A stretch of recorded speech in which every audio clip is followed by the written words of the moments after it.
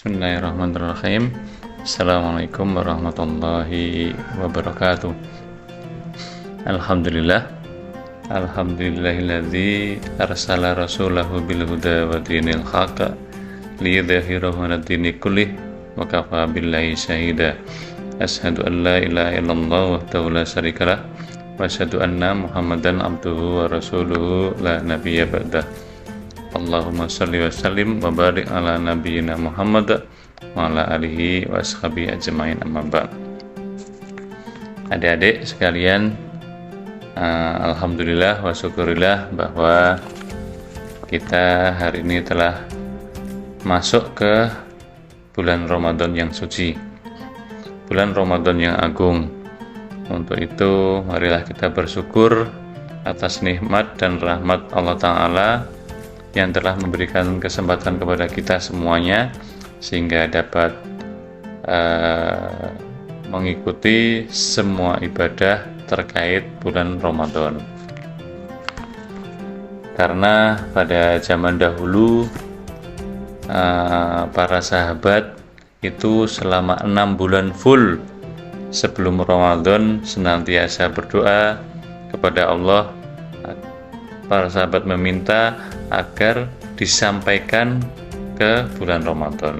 Dan alhamdulillah kita hari ini sudah sampai bulan Ramadan. Dan kemudian para sahabat juga setelah Ramadan usai, mereka juga berdoa lagi, ya Allah, tolong terima segala amal ibadahku selama di bulan Ramadan. Dan para sahabat berdoa seperti itu 6 bulan juga. Jadi selama 1 tahun penuh itu para sahabat berdoa. 6 bulan pertama mereka berdoa agar disampaikan ke bulan Ramadan. Kemudian 6 bulan berikutnya berdoa agar segala ibadah yang dilakukan di bulan Ramadan diterima oleh Allah Ta'ala.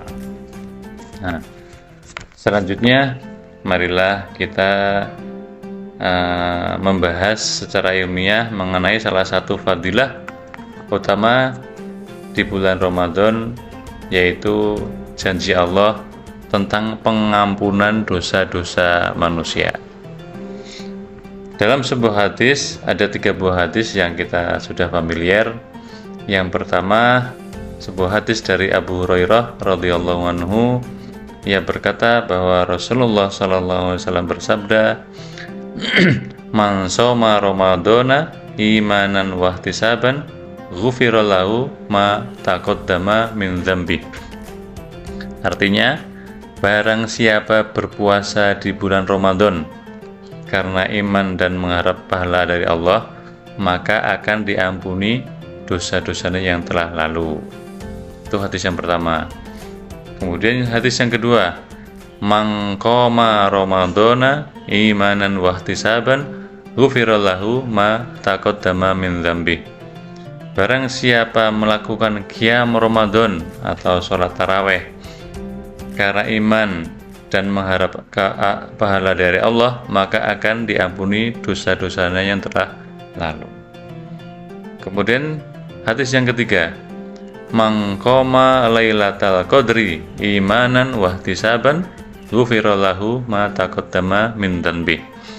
Barang siapa melaksanakan sholat, mendirikan sholat pada malam Lailatul Qadar atas dasar iman dan mengharap pahala dari Allah, maka akan diampuni dosanya yang telah lalu.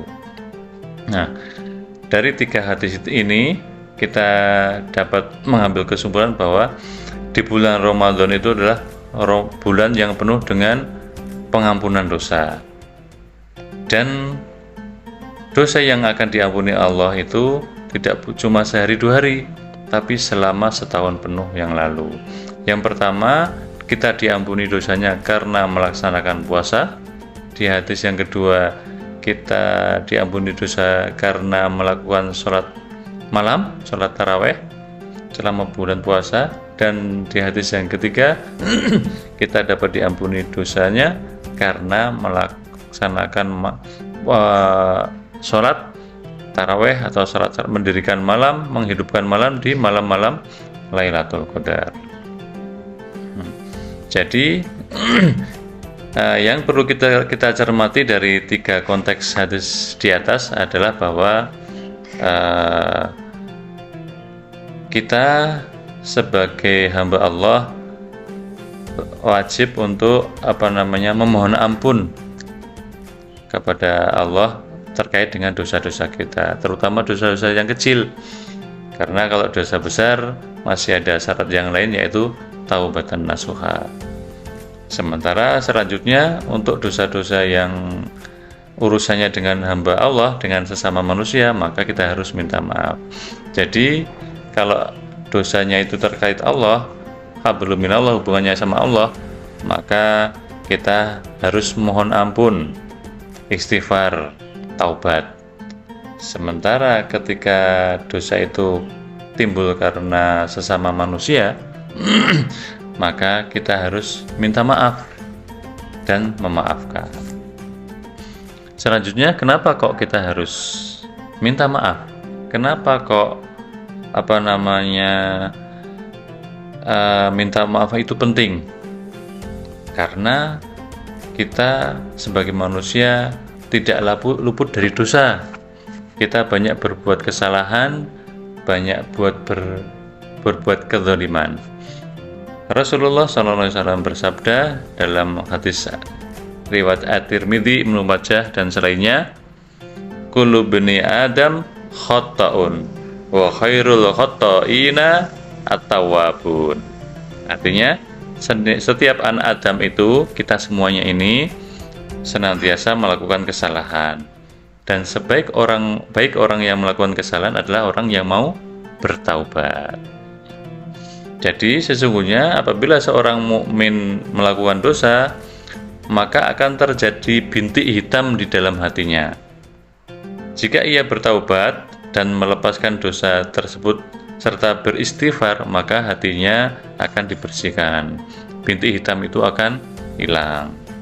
Namun jika ia malah menambah dosanya, maka bintik hitam itu pun akan bertambah, sehingga bertambah-tambah sehingga bisa menutupi hatinya. Na'udzubillahi min dzalik.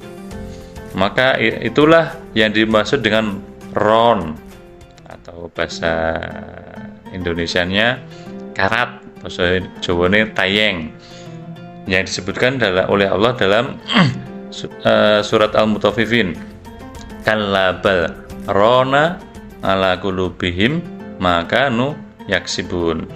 Sekali-kali tidak demikian. Sebenarnya apa yang selalu mereka usahakan itu telah menutup hati mereka. Seperti itu. Kemudian Nabi SAW juga pernah bersabda bahwa Allah Ta'ala berfirman, ya ibadi inni haramtu dzulma ala nafsi wa ja'altuhu bainakum muharraman fala tadzalamu. Wahai hambaku, sesungguhnya aku mengharamkan kezaliman atas diriku, dan aku juga menjadikan kezaliman itu haram di antara kalian. Maka janganlah kalian saling mendolimi. Jadi kita dalam hadis ini kita diperintahkan untuk dilarang saling berbuat dolim. Berbuat dolim itu contohnya apa? Ya, nakalin temennya, nyuri barang punya temennya, bahkan meminjam barang temennya tanpa izin atau ghosab dan lain sebagainya. Kemudian hadis yang selanjutnya juga disebutkan dalam hadis Bukhari, ittaqu dzulma fa inna dzulma dzulamatun yaumal qiyamah. Jauhilah kezaliman, karena kezaliman itu adalah kegelapan pada hari kiamat. Jadi ketika kita berbuat dolim dan kita kemudian tidak minta maaf atau minta ampun ketika itu urusannya dengan dosa dengan Allah, maka kezaliman itu menjadi dosa, dan dosa-dosa itu akan menjadi kegelapan di hari kiamat. Seperti itu. Kemudian dalam hadis yang selanjutnya, al-muslimu akhul muslim. Seorang muslim itu adalah saudara bagi muslim yang lain. La yadzlimuhu wa la yuslimuhu. Tidak boleh saling mendolimi dan tidak boleh saling menelantarkan. Wa man kana fi hajati akhihi kana Allahu fi hajatihi. Barang siapa yang membantu kebutuhan temannya, membantu kebutuhan saudaranya, maka Allah akan memenuhi kebutuhannya. Itu hadis riwayat Muslim. Kemudian ada sebuah hadis lagi dari Abu Hurairah radhiyallahu anhu yang cukup panjang, yang artinya, tahukah kalian siapa orang yang bangkrut?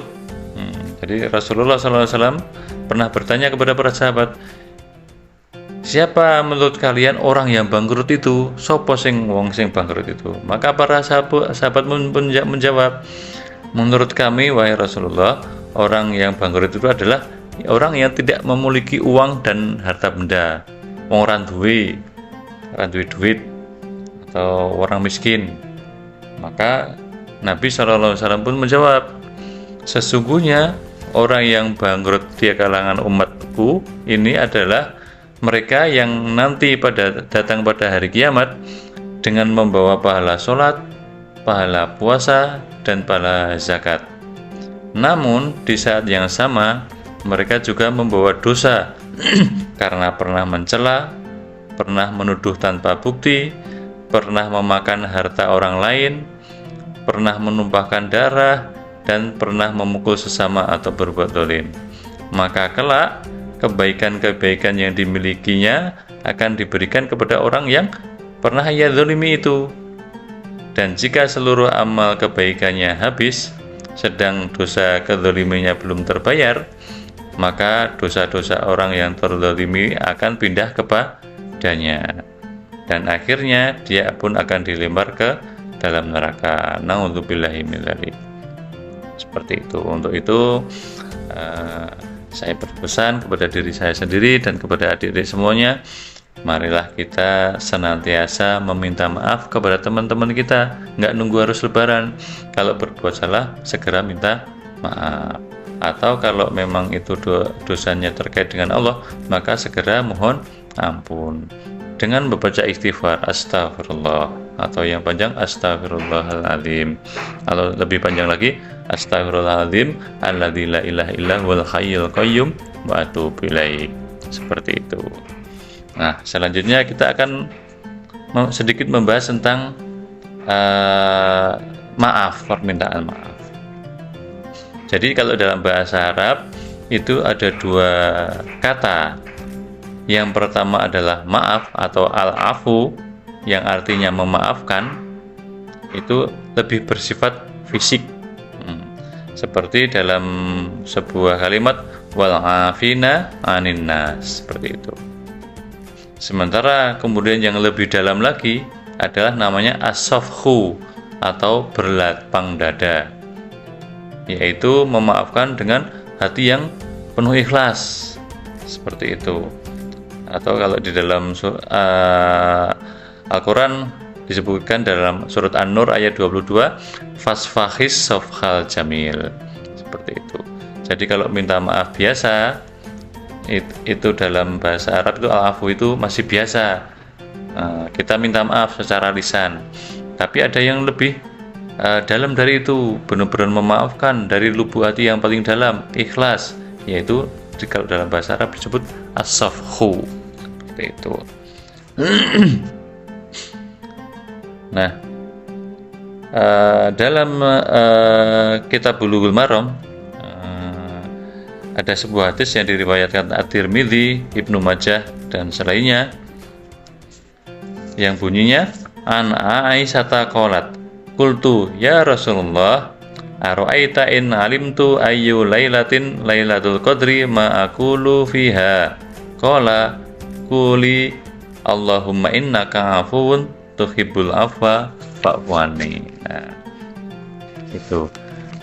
Jadi suatu ketika Aisyah bertanya kepada Kanjeng Nabi SAW, suaminya, ya wahai Rasulullah, apa yang harus aku ucapkan ketika malam Lailatul Qadar itu datang?